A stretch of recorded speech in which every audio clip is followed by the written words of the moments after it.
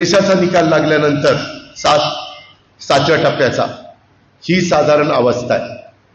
आणि त्याच्यामुळं ज्या ज्या गोष्टी काही जण म्हणली की आंदोलनाला लाईनिंग करा, काही म्हणली आम्हाला नको नको, इथं आमच्या विहिरी आटतील वर नाही करायचं।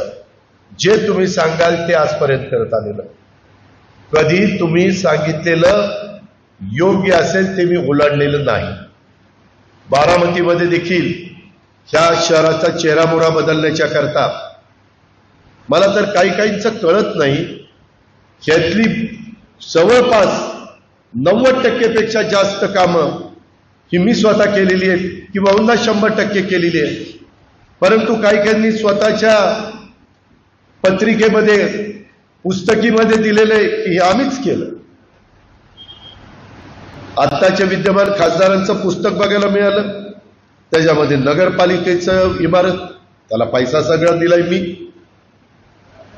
डिझाईन केलंय मी, ते जुनं नवं डिझाईन एकत्र करण्याच्या करता मी इतक्या आर्किटेक्टला सांगितलं बघा पूर्वीची इमारत वेगळी होती ती नवी वेगळी होती, आता एकसारखी दिसती। पंचायत समितीचं मला तर मधी देवेंद्रजींची सत्ता आली तेव्हा 5 वर्ष तर काहीच मिळालं नाही। त्याच्यानंतर मग पुन्हा पैसे घातले, ते पंचायत समितीचं कार्यालय केलं। बस स्थानक 50 कोटी रुपयाचं बस स्थानक आज तुम्हाला सगळ्यांना अभिमान वाटेल अशा पद्धतीचं केलं।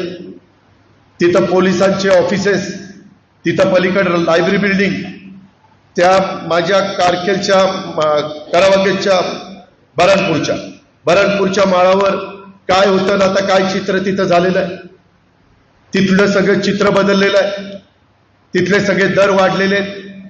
तिथं आपल्या सहकारी संदीप बांदल आणि त्या ग्रुपनी तिथं मला वाटतं डी फार्मसी बी फार्मसी काढली, तिथंही चांगल्या पद्धतीनं मुलं यायला लागली। वेगवेगळी पोलीस स्टेशन केली, माळेगावचं असेल, सुप्याचं असेल, सुप्याची मंडळी आहेत, काय पोलीस स्टेशन तिथलं झालंय। रस्ते देखील काही ठिकाणी 4 पदरी, काही ठिकाणी 3 पदरी, काही ठिकाणी 6 पदरी, म्हणजे आपल्या पालखी मार्गाचे। त्याही संदर्भामध्ये नितीन गडकरी साहेब सगळ्यांनाच मदत करतात, आपल्याला पण त्यांनी मदत केली, त्याबद्दल त्यांना लाख लाख धन्यवाद। पण ह्या सगळ्या गोष्टी करत असताना किंवा इंडस्ट्रीची वाढ करण्याच्या करता मागा अधिकची जागा घेण्याचा प्रयत्न केला। MIDC मधल्या जवळपास जागा संपल्यात। खरं तर माझा विचार आहे की ज्या जागा वर्षानुवर्ष तशाच मोकळ्या पडलेल्या आहेत त्याच्यामध्ये कुठला तरी कायदा आणायचा आणि त्या ताब्यात MIDCने घ्यायच्या, मग MIDCनं ज्याला गरज आहे त्यांना विकायच्या, कारण त्या नुसत्याच पडू नये। आपली MIDC 88ला सुरू झाली, प्रत्यक्षात काम 90-95ला सुरू झालं, आणि तरी देखील काही लोक म्हणतात की आम्हाला युनिट टाकायचं पण जागा नाही। ही सगळी अवस्था आहे आणि या सगळ्या छोट्या मोठ्या गोष्टीमध्ये आपण सगळ्यांनी लक्ष दिलं, पर्यावरणाचा पण विचार केला, तरुणांच्या रोजगाराचा पण विचार केला। परवा आम्ही नमो रोजगार मेळावा तो लावला, त्या नमो रोजगार मेळाव्यात मित्रांनो यामध्ये साधारण बऱ्याच मुलांना मुलींना नोकऱ्या मिळाव्याची अपेक्षा होती, परंतु 10,000 पेक्षा जास्त मुलींना नोकऱ्या मिळाल्या। 10,000 काही कमी आहे, काही टीका केली काय एवढा मोठा कार्यक्रम केला आणि 10,000 मुलांना मिळाल्या। अरे 10,000 कशाला म्हणतात, आपण कधी 1000 तरी दिल्या का? हे बरोबर नाही। खरं तर दानत असावी, जे चांगलं झालं ते चांगलं केलं म्हणायची, परंतु ही सगळी एकंदरीत अवस्था, बऱ्याचशा गोष्टी मी तर अलीकडच्या काळामध्ये आता काही जण म्हणाले की जनाई, शिरसाई, पुरंदर, मित्रांनो तिन्ही बाबतीमध्ये मी बजेटमध्ये तरतूद केली। 58 कोटीची कामं आता पुरंदरची निघतायत। पुरंदरमध्ये पुढचे पाणी आणण्याच्या करता अनेक ठिकाणी तरडोली असेल, वाकी असेल किंवा वेगवेगळ्या प्रकारचे तलाव असतील, तिथं CSR मधनं बोरकरवाडी असेल, इथं वेगवेगळ्या प्रकारे CSR मधनं निधी आणला, वडाणे असेल, त्या पद्धतीची कामं आपली चाललेली आहेत। त्याच्यामध्ये मी आता ते सोलरवर सगळं करणार आहे, जेणेकरून ते वीज बिलच यायला नको, त्याकरता पण यंदाच्या बजेटमध्ये आम्ही तरतूद केलेली आहे। यंदा महाराष्ट्र राज्य 8.5 लाख शेतकऱ्यांना सोलरवर शेती पंप देण्याचा धडक कार्यक्रम हातामध्ये घेतलाय। त्याच्यामध्ये आपल्याला पण डायरेक्ट इनडायरेक्ट फायदा होणार आहे। दिवसा लाईट मिळणार, रात्री लाईट नाही मिळणार कारण सूर्य मावळलेला असेल, परंतु दिवसा माझा शेतकरी पाणी शेताला देईल, रात्री घरी जाईल आणि बायका मुलांच्या मध्ये त्या ठिकाणी राहील। आता जसं रात्री आणि दिवसा, काही दिवस रात्री काही दिवस दिवसा हे जे प्रमाण आहे ते पण त्याच्यातनं त्रास कमी होईल। अशा अनेक गोष्टी त्या करत असताना मी तिकडं माझ्या एक गोष्ट लक्षात आली, पुरंदर उपसा सिंचन योजनेचं पाणी 12 महिने चालणार आहे। कारण पुणे आणि पिंपरी चिंचवडचे पाणी वापरतं जवळपास 20-22 TMC पुणे वापरतं आणि जवळपास 6-7 TMC आपलं पिंपरी चिंचवड वापरतं। 30 TMC पाणी, 30 TMC पाणी म्हणजे किती पाणी माहिती का? आपलं वीर धरण आहे 9 TMCचं, 9 27, 3 वीर धरणं भरतील एवढं पाणी पुणे आणि त्याच्यापेक्षा थोडंसं जास्त, तेवढं पाणी पुणे आणि पिंपरी चिंचवडकरांना द्यावं लागतं।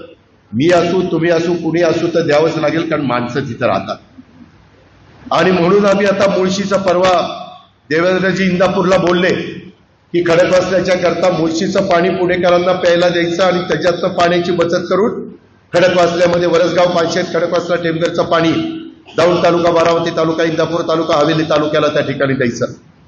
तशाच पद्धतीनं काही सहकारी मित्रांनी काही वेगळ्या सूचना केल्या, त्याही बद्दल माझं काम सुरू झालेलं आहे।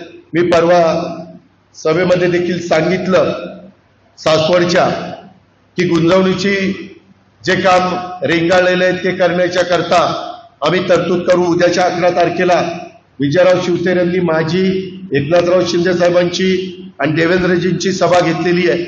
त्या सभेमध्ये पण ते मागण्या करणार आहेत। त्या मागण्याच्या संदर्भामध्ये देखील आपण काय भूमिका आपली राहणार आहे ते सांगणार आहे। आपण शब्दांचे पक्के आहोत।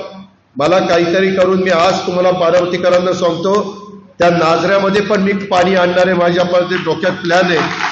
आणि ओव्हरफ्लोचं पाणी जे नदीला जातं आणि नदीवरून ते सगळ्या भागामध्ये म्हणजे खाली कर्नाटकाला जातं, ते पाणी गुंजवणीचं ओव्हरफ्लोचं पाणी पाईपलाईन पुढं करून पुरंदरपर्यंत येणारच आहे। जरा अजून पुढं करून नाझऱ्यात सोडायचं। नाझरं भरल्यानंतर माझे करा नदीचे बंधारे, ते सगळे बंधारे मी नवीन करायला घेतले, सगळे बंधारे नवीन करायला घेतले। बजेटमध्ये तरतूद झालेली आहे, पोपटच्या भाषेत ओके केलेलं आहे।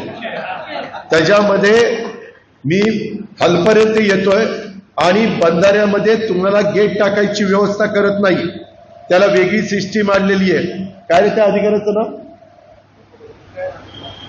रिटायर अधिकारी ना, कपोले नाही रे, मारवाडी,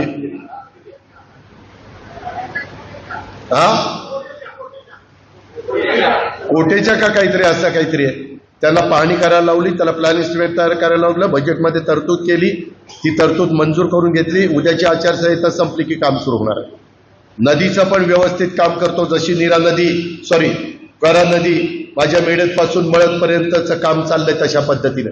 तिथं तसं बांधकाम होणार नाही, पण तिथं मधली बिटारं कुठं काही हे असेल वेडीवाकडी तर ती नीट करून खड्डे बिड्डे बुजवून अशा पद्धतीनं नदीचं पात्र वाटेल अशा पद्धतीनं ते करणार आहे।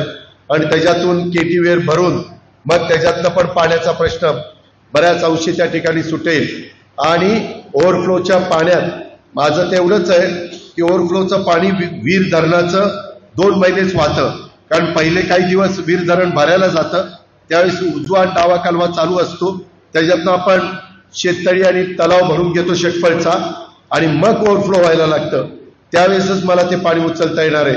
परंतु जास्त मोठे पंप टाकून त्याच्यावरच सोलर बसून म्हणजे लाईट बिल पण येता कामा नये। सोलरचा आता बारामतीमध्ये देखील मी टाटा पॉवर का